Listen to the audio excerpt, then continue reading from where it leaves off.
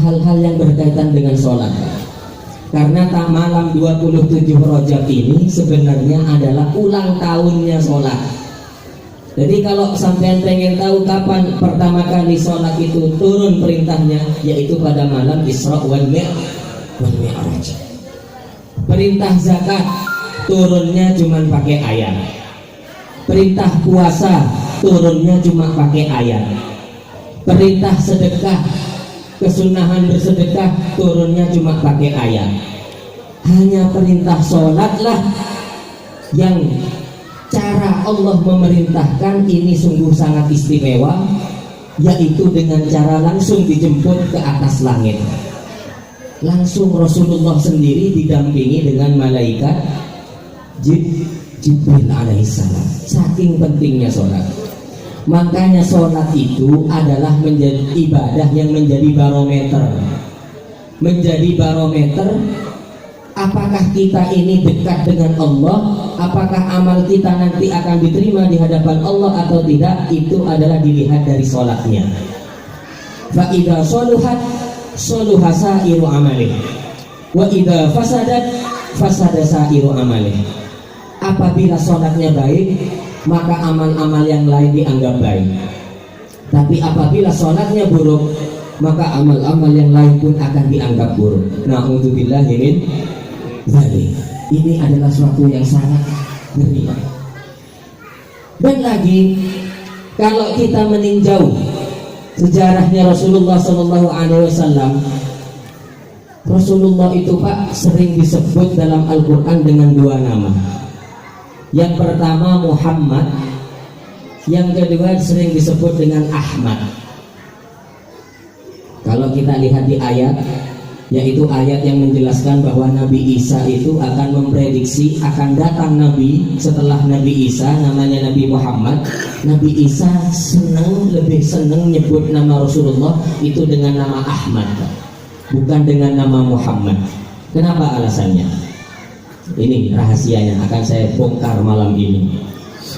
Jadi kata Ahmad itu Pak, kalau kita tinjau secara segi bahasa, Ahmad itu maksudnya adalah orang yang sangat baik dengan sesama manusia, tapi baiknya itu sangat banyak. Itu disebut dengan Ahmad. Kalau baiknya dengan sesama manusia sangat banyak. Kalau baiknya sesama manusia tidak banyak, hanya sesekali, itu namanya bukan Ahmad, tapi disebut Hamid. Ingat Pak ya. Jadi kalau orang itu baik sesama manusia tapi hanya cuma sesekali, maka disebut Hamid. Kalau baik sesama manusia tapi sangat banyak, maka disebut Ahmad. Lalu kalau Muhammad apa? Kalau Muhammad itu adalah istilah untuk orang yang sangat baik hubungannya dengan Allah, sangat, sebut Muhammad. Tapi kalau baiknya ke Allah cuma sesekali, nggak begitu sangat, maka disebut dengan Mahmud. Mungkin ada yang namanya Mahmud Pak. Nah, kalau ada orang namanya Mahmud di sini, berarti dia itu sangat baik ke Allah. Tapi baiknya cuma sekali, tidak begitu terlalu. Kalau baiknya banyak, itu disebut dengan Muhammad. Lah, Nabi Isa Pak lebih senang menyebut dengan kata Ahmad. Kenapa? Karena Nabi Isa itu selama hidup beliau itu adalah seorang nabi yang paling baik kepada umatnya, kepada sama manusia. Kita lihat mukjizatnya. 1, bisa menyembuhkan orang buta. 2, bisa menghidupkan orang mati. 3, bisa menyembuhkan orang punya penyakit kusta. Ini seakan-akan mukjizatnya berkaitan dengan sesama manusia. Tapi kalau diadu dengan Rasulullah Shallallahu Alaihi Wasallam, maka kebaikan Nabi Isa dengan sesama manusia itu kalah jauh dengan Rasulullah Shallallahu Alaihi Wasallam.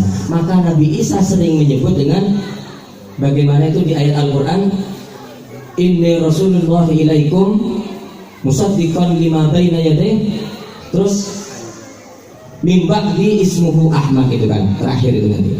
Dan beliau sangat meyakini dengan seorang nabi yang akan datang setelah beliau yang disebut dengan Ahmad, karena saking baiknya dengan sesama manusia. Makanya kalau kita lihat Pak, dulu, sekarang saya punya cerita bukti bahwa Rasulullah ini sangat baik kepada sama manusia.